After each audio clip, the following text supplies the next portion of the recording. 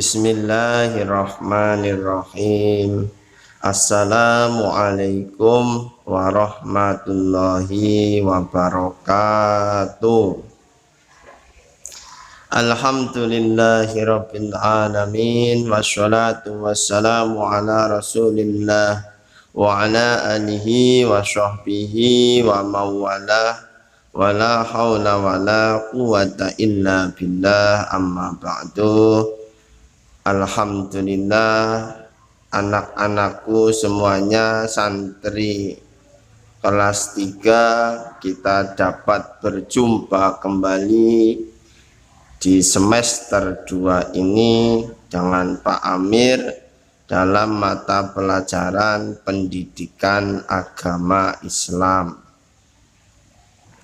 Di semester 2 kali ini nanti Pak Amir akan bagikan pemetaan materi yang akan kita pelajari selama semester 2 dan juga file buku PDF yang dari Kementerian Pendidikan sebagai acuan kita belajar. Dan buku yang santri semua miliki yaitu PAI Erlangga itu untuk tambahan atau pengayaan materi dan latihan-latihan soal.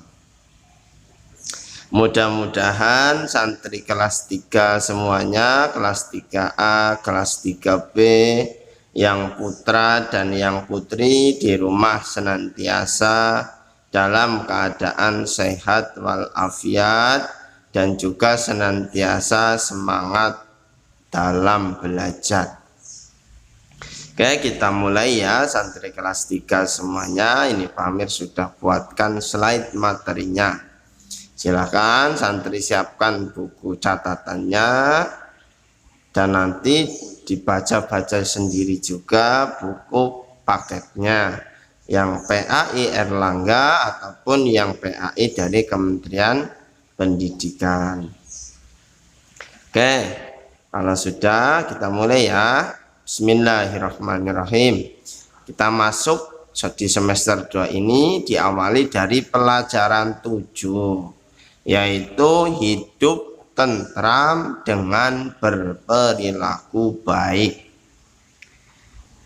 Apa saja yang akan dipelajari atau sub bahasannya atau sub temanya? Yang pertama adalah ikhlas. Yang kedua adalah mohon pertolongan. Untuk hari ini kita pelajari yang ikhlas terlebih dahulu. Oke, santri semuanya bisa lihat di slide ada gambar yang sudah Pak Amir siapkan. Amatilah gambar berikut ini. Gambar yang 7.5, ada 2 orang santri yang sedang main di jalan, sedang lewat di jalan, yang berbaju kuning dan berbaju hijau. Yang berbaju kuning berkata kepada yang berbaju hijau, "Lihat, ada duri di tengah jalan, mari kita buang." Kemudian temannya yang berbaju hijau, "Tidak usah, biar ada orang lain yang menginjaknya." Itu gambar 7.5. Kemudian gambar sebelahnya, gambar 7.6. Ada 2 orang santri yang sama di jalan sedang bermain, yang satu memakai baju biru, yang satunya lagi memakai baju oranye. Kalau tadi baju kuning dan baju hijau di gambar 7.5. Oke, yang berbaju biru berkata kepada temannya yang berbaju oranye, "Lihat, ada duri di tengah jalan, mari kita buang." Kemudian temannya berkata, "Ya betul, kita buang saja agar tidak terinjak orang."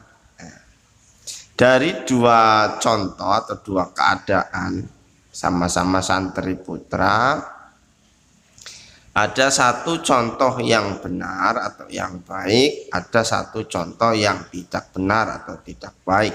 Yang tidak benar atau tidak baik adalah 7.5. Ada duri di jalan tidak mau membuangnya padahal dianya tahu. Itu contoh tidak baik. Kalau tidak baik seperti ini pasti tidak akan membuat hidupnya menjadi tentram. Kalau sebaliknya di gambar 7.6, santrinya itu membuang duri di jalan agar tidak melukai orang lain. Kalau berbuat baik seperti di gambar 7.6, insya Allah hatinya akan tentram, hidupnya akan tentram karena melakukan kebaikan. Karena pada dasarnya apa? Manusia itu diciptakan untuk melakukan kebaikan. Kalau melakukan kebaikan hidupnya menjadi tentram.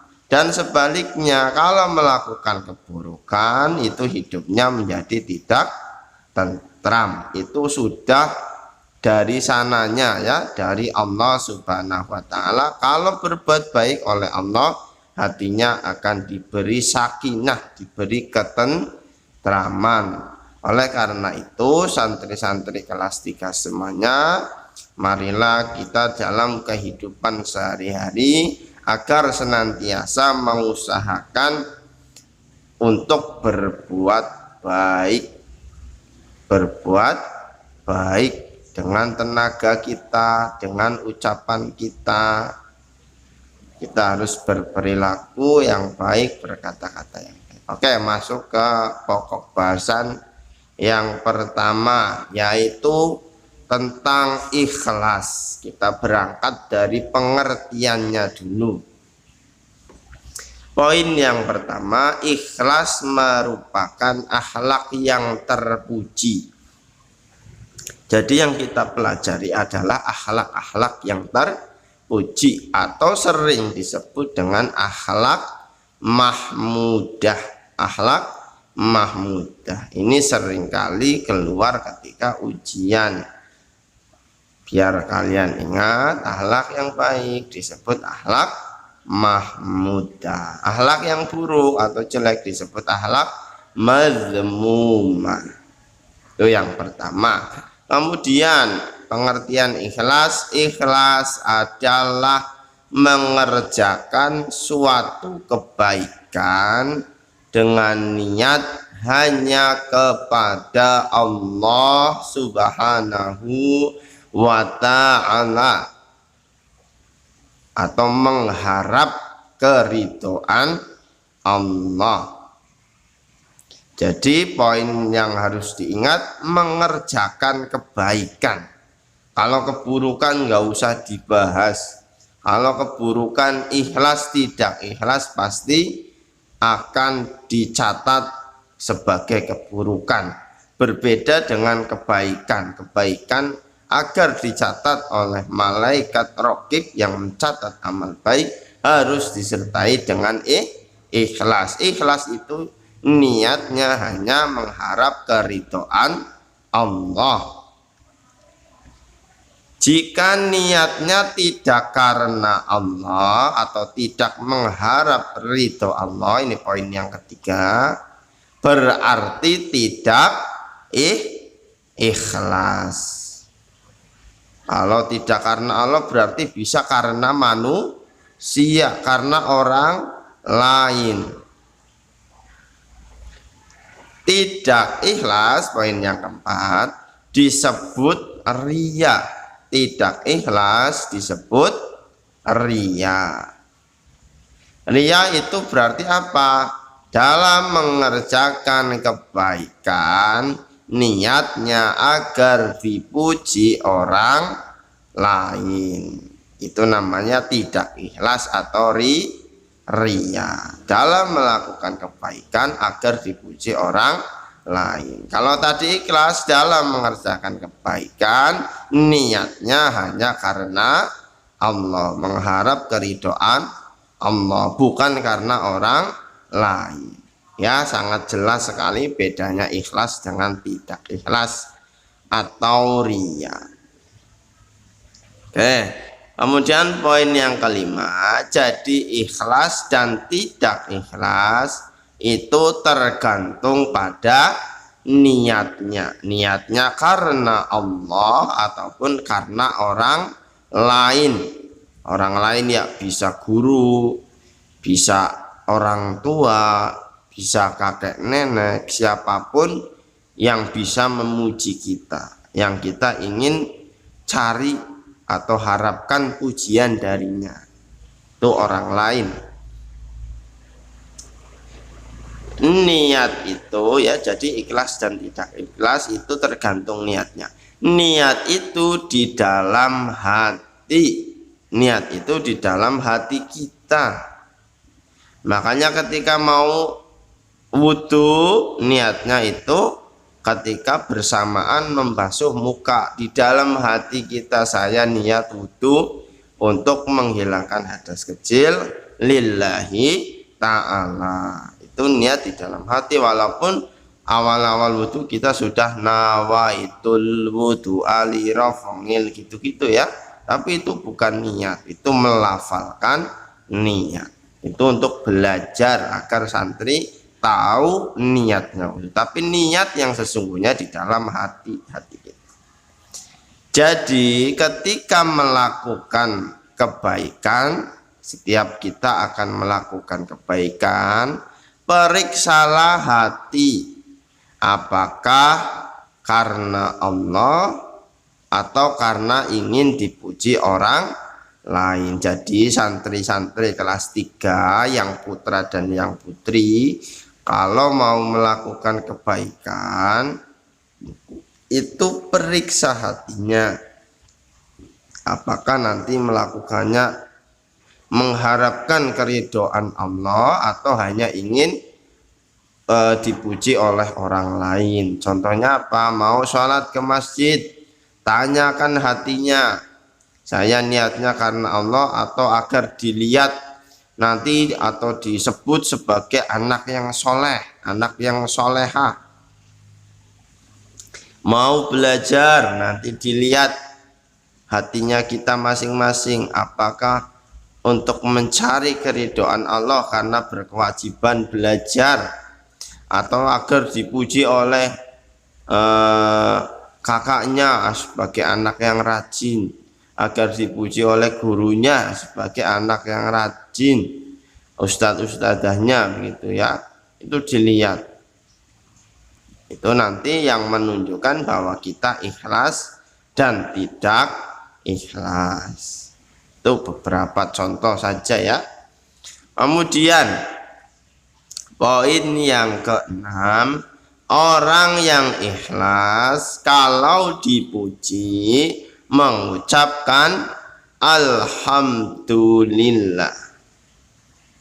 Kalau santri semuanya kelas 3 dipuji, misalnya Mas A, kamu kok pintar sekali.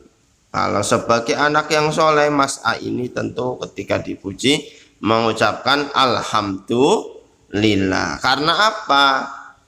Karena mengembalikan pujian itu kepada Allah, sebab hanya Allah pemilik segala pujian. Jadi setiap dari kita santri kelas 3 semuanya kalau dipuji, diingat-ingat, ucapkan alhamdulillah, biar kita kembalikan pujiannya kepada Allah, karena hanya Allah yang pantas untuk dipuji, yang memiliki segala pujian. Surat Al-Fatihah ayat kedua bunyinya gimana? A'udzubillahi minasyaitonirrajim.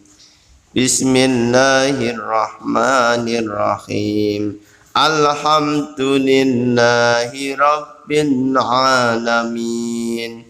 Segala puji bagi Allah, Tuhan semesta alam. Jadi segala puji hanya untuk Allah. Kita ketika dipuji oleh orang lain, kembalikan kepada Allah dengan mengucapkan alhamdulillah. Oke, lanjut ke slide selanjutnya.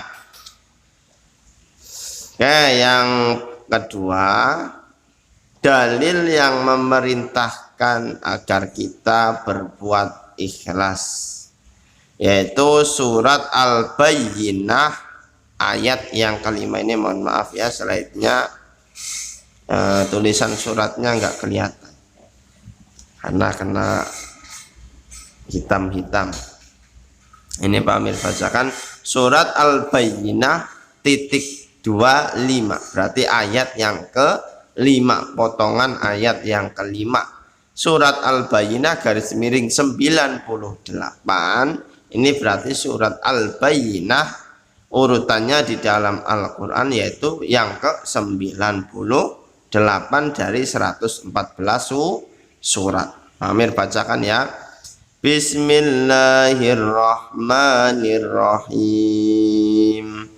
Wa ma umiru illa liya'budullaha mukhlishina lahuddin. Artinya, padahal mereka tidak disuruh kecuali agar menyembah Allah dengan memurnikan ketaatan kepadanya dalam menjalankan perintah-perintah agama. Jadi pesan dari surat ini yaitu agar ketika kita melakukan kebaikan yang diperintahkan oleh agama kita, agama Islam, yaitu agar ikhlas. Intinya itu ya, agar ikhlas, memurnikan ketaatan kepadanya, agar ikhlas. Karena ikhlas pada dasarnya secara bahasa artinya murni, tidak bercampur secara bahasa. Kalau tadi yang Pak Amir sudah jelaskan secara istilah. Oke, poin yang ketiga, mengapa harus ikhlas? Yang pertama jawabannya karena Allah memandang hati dan amal perbuatan kita, bukan rupa dan harta kita. Jadi Allah itu melihat hati kita, hatinya setiap manusia, setiap orang, dan perbuatan yang dilakukannya, yang nanti ini dicatat oleh malaikat raqib di tangan kanan kalau berupa amal kebaikan, dan dicatat oleh malaikat atid di tangan kiri kalau berupa amal keburukan. Allah melihat hatinya, yang dilihat ikhlasnya. Apakah karena Allah, mencari keridhaan Allah, atau karena manusia? Begitu ya. Jadi ada malaikat yang mencatat, ada Allah yang akan menerima dan tidak menerima amalnya. Dilihat dari ikhlas dan tidak ikhlasnya, bukan rupa dan harta kita. Jadi Allah tidak melihat rupa kita ganteng, cantik, putih, dan seterusnya, harta kita, mobil yang dipakai, motor yang dipakai, baju yang dipakai, itu tidak dilihat Allah. Kalau itu dilihat oleh manusia agar pantas-pantasan saja ya, sepantasnya, tidak berlebihan. Kemudian poin yang kedua, karena Allah hanya menerima amal baik yang dilakukan dengan ikhlas. Ini sudah Pak Amir sampaikan bahwa kalau amal buruk sudah pasti dicatat oleh malaikat sebagai amal yang buruk. Tapi kalau amal baik tidak begitu, harus ada keikhlasan, harus ada karena Allah, baru nanti diterima sebagai amal baik, gitu ya. Kemudian yang keempat, poin keempat, manfaat ikhlas. Yang pertama, poin pertama, hidup menjadi tentram. Karena apa? Tidak berharap-harap dipuji orang atas kebaikan yang dilakukan. Hidupnya tentram karena tidak menunggu dipuji, tidak menunggu dihargai, tidak menunggu dibalas. Kita meminjami pensil kepada teman, ya dipinjamkan saja, kita tentram hatinya, sudah, tidak capek menunggu nanti diucapkan terima kasih, tidak menunggu nanti dibilang sebagai anak yang soleh. Nah, itu kan akan tentram, tidak capek menunggu atau berharap-harap yang padahal belum tentu. Kita meminjami pensil, kemudian ada yang bilang anak soleh, ada yang bilang terima kasih, belum tentu. Kan nanti kalau ternyata tidak dipuji, kita bisa kecewa kan. Meminjami pensil tidak menjadi tentram, justru sebaliknya menjadi kecewa. Itu karena tidak ikhlas. Kemudian mempunyai banyak teman, orang yang ikhlas, yang suka menolong tanpa pamrih, tanpa mengungkit-ungkit. Hei, kamu pernah saya tolong loh. Nah, itu orang yang ikhlas, yang tidak seperti tadi, itu pasti akan banyak teman, banyak saudara ya. Teman yang sudah dekat itu bisa menjadi saudara, seperti saudara walaupun bukan saudara kandung.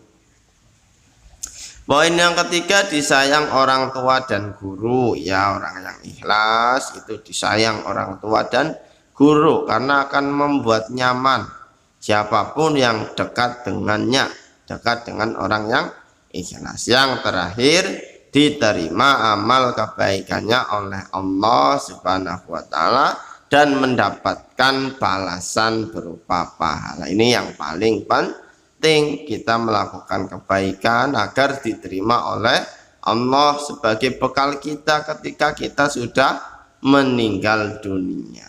Nanti yang akan menemani kita di alam kubur yaitu kebaikan-kebaikan kita.